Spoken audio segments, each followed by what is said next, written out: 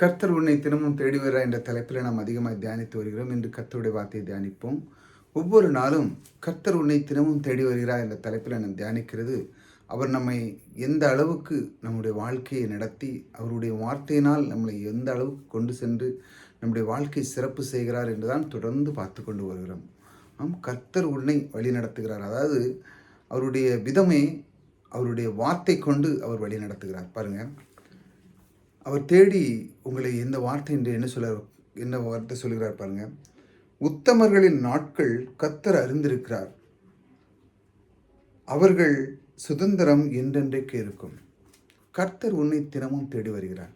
தினமும் இந்த மாதிரி வார்த்தைகளை கொண்டு உங்கள் உள்ளத்தை நிரப்புகிற தேவன் உங்களோடு கூட இருக்கிறார். முதல்ல அதை நம்ம முழு மனதோடு ஏற்றுக்கொள்ள வேண்டும்.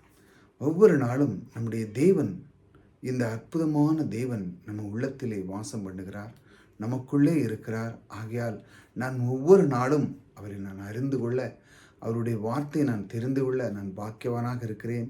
சில நிமிடங்கள் நீங்கள் கேட்கும் பொழுது உங்களுடைய உள்ளம் தேவனுக்குள்ளே எப்பொழுதும் இருந்தது போல, உங்களுடைய உள்ளம் எப்பொழுதும் மகிழ்ச்சியாக இருக்கிறது போல நீங்கள் எப்பொழுதும் இருக்கலாம். எப்படி என்றால், தேவனுடைய வார்த்தையை நீங்கள் கேட்கும் பொழுது. நிறைய பேர் இன்றைக்கி பல மணி நேரம் 2 மணி நேரம்லாம் யாருமே கேட்குறதே இல்லை. சபைக்கே போனாலோட அரை மணி நேரத்தில் அங்கே போதகர் சொல்லி முடிச்சிடுவார். அரை மணி நேரத்தில் முடிச்சிடணும், மற்றவங்க யாராவது பேசியிருந்தா அதுக்கு மேலே பேசக்கூடாது, மக்கள் இருக்க மாட்டாங்க, பிடிக்காது அப்படின்னு. பாருங்கள், இந்த மாதிரி தேவனுடைய வார்த்தையை கேட்க முடியாத அளவுக்கு மக்கள் மாறிட்டாங்க.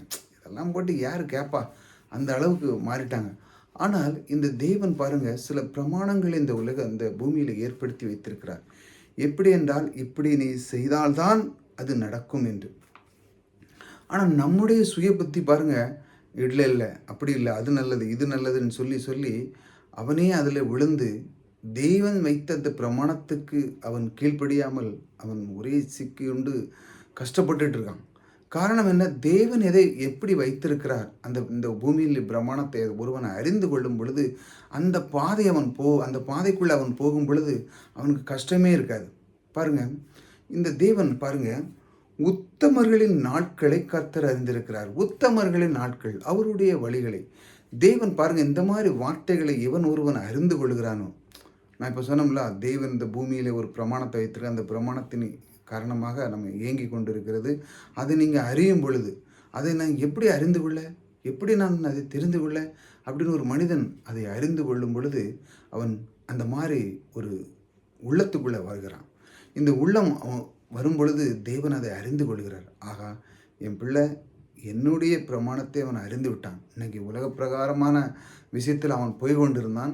என்னுடைய சுய புத்தியிலே சாய்த்து நான் அப்படி இல்லை, அதுதான் நல்லது, இதுதான் நல்லது, இல்லை அங்கே போனால் தான் நல்லது, இல்லை இங்கே போனால் தான் நல்லது, இல்லை ஏதாட்டு ஒரு பொருளை நமக்கு ஏதாவது தியானம் பண்ணணும், அப்படி பண்ணணும் இப்படி பண்ணி ஏதோ ஒன்று அவன் சுய புத்தியில் நாடிட்டு இருக்கான். ஆனால் தேவன் ஒன்று வைத்திருக்கிறார். அந்த பிரமாணத்தை அவன் அறிந்து கொள்ளும் பொழுது தேவன் அவருக்கு செம்மையாக, அதாவது அவன் சரியாக ஒரு இதுக்குள்ளே வந்துட்டான். அதைத்தான் தேவன் பாருங்கள், நாட்களை கர்த்தர் அறிந்திருக்கிறார், அவர்கள் சுதந்திரம் என்றென்றைக்கு. அவருடைய மகிழ்ச்சியில் அவர்களுக்கு சுதந்திரம் என்னென்னா, எப்பவும் ஃப்ரீடம். அவங்களுக்கு தேவையான நேரம் இருக்கும், தேவையான பொருட்கள் இருக்கும், தேவையான எல்லாமே. அதான் சொல்லிக்கலாம் பைபிளில், முதலாவது தேவனுடைய ராஜ்யத்தை தேடுங்கள், அப்பொழுது உங்களுக்கு எல்லாமே கூட கொடுக்கப்படும். இது யாருக்கு? இந்த தேவன் அறிந்து கொள்ள அந்த உத்தமர்களுக்கு இந்த மாதிரி ஒரு பாதையை அவர் வழிநடத்தி வைக்கிறார். இந்த பாதையை அவர் ஏற்படுத்தி வைக்கிறார். எப்படி இந்த உலகத்தில் ஒரு பிரமாணத்தை இயக்கி வைத்து எல்லா மனிதர்களுக்கும் அது பொதுவாக இருக்குது.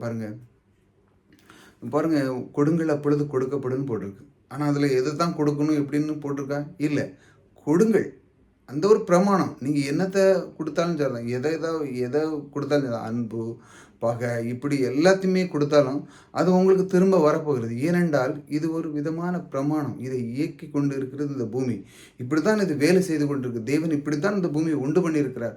இதை ஒரு மனிதன் அறிந்து கொள்ளும் பொழுது, இல்லை நான் அப்படி தப்பு பண்ணிவிட்டு நான் அப்படி ஆயிடுவேன், நான் இப்படி செஞ்சுருவேன், நான் அப்படி செஞ்சுருவேன், சுய புத்தியில் என்னால் முடியும், நான் பெரிய ஆடு, என்கிட்ட செல்வங்கள் இருக்குது, அது இருக்குது, அதிகாரம் இருக்குது, பலம் இருக்குது அப்படின்னு இந்த பிரமாணத்துக்கு அப்பாற்பட்டு ஒருத்தன் யோசித்தவன் செஞ்சான்னா அது இந்த பிரமாணம் அதுக்கு ஈடாகாது. ஏனென்றால் அது அவன் தவறாக போகிறான். தவறாக போகும்போது அது இயங்க முடியாது. ஏனென்றால் தப்பு. அதனால் அவன் என்ன செய்தான், சிக்குண்டு அவன் மரணத்தை நோக்கி போய்கிறான். காரணம் என்ன? அவன் நிறைய யோசிப்பாங்க. அவன்கிட்ட நிறைய பணம் இருக்குது, காப்பாற்றிருக்கலாமே, அவன் உயிரை காப்பாற்றிருக்கான், அவனுக்கு கோடி கோடியாக இருக்கு, அவனை காப்பாற்றிருக்கலாம்.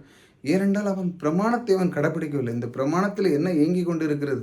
இல்லை, என்கிட்ட நிறைய கோடி கோடா பணம் இருக்குது, நான் எதனாலும் சாதிப்பேன், எனக்கு முடியாது ஒன்றுமில்லை அப்படின்னு அவன் என்ன பண்ணுறான்னா, தன் சுய புத்தியில் சாய ஆரம்பிச்சிடுறான். அந்த சுய புத்தியில் அவன் போகும்பொழுது என்ன நடக்கிறது என்றால், இந்த மாதிரி தேவனுக்கு முன்பாக அந்த செம்மையான அந்த உத்தம உள்ளத்தை அவர் பார்க்க முடியாத அளவுக்கு போய்விடுகிறது.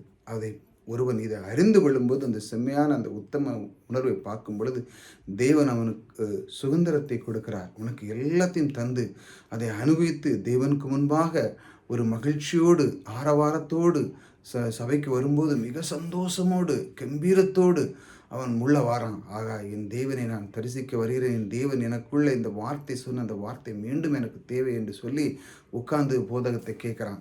இந்த மாதிரி தான் சபைக்குள்ளே கற்றுக்கொள்கிறான் சில பேர்கள்.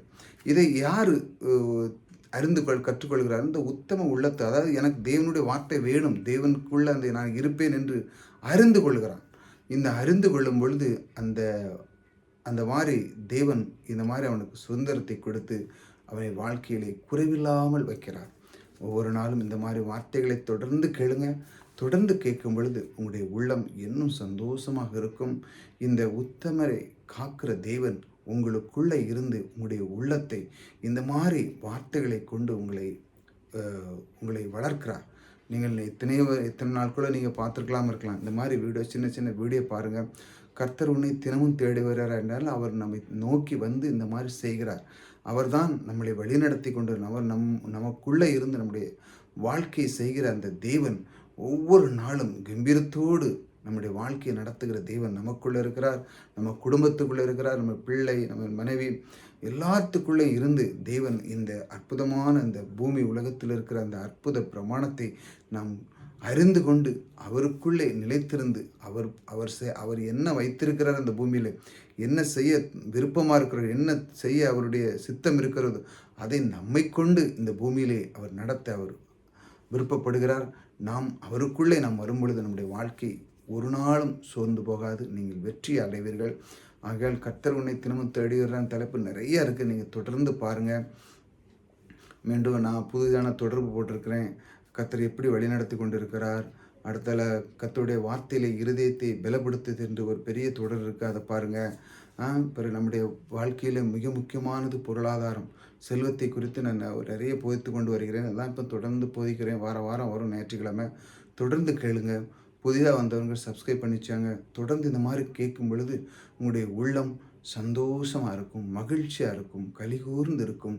கர்த்தர் இந்த மாதிரி வார்த்தைகளை கொண்டு உங்களை வழிநடத்துவார். கர்த்தர் உங்களோடு கூட இருக்கிறார். கர்த்தர் உங்களை ஆசீர்வதிப்பார்.